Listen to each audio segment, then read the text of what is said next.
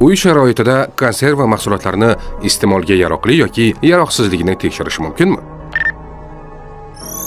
Xalq orasida konservalangan pomidor sharbatini tekshirish uchun hidlab yoki ko'rib tekshirib ko'riladi. So'ngra yana shubha bo'lsa, sharbat ichiga archilgan kartoshka solinib, biroz kutiladi.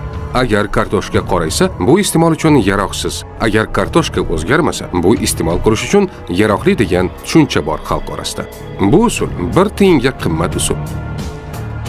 Sababi, botulinum toksinining ta'mi, rangi yoki hidi yo'q. Shuning uchun mahsulotning tashqi ko'rinishi bilan ularda toksinlar bor yoki yo'qligini uy sharoitida 100% aniqlashni imkoni yo'q. Ba'zida konservani aniq iste'molga yaroqsiz ekanligini bilish mumkin. Bunda banka qopqog'i shishgan bo'ladi. Eng qo'rqinchli tomoni shuki, banka qopqoqlar shishmagan bo'lsa ham, bu iste'mol qilish uchun yaroqli degani emas.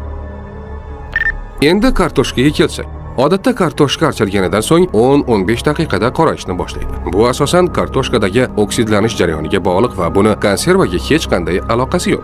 Bu shuni anglatadiki, kartoshkali test befoyda.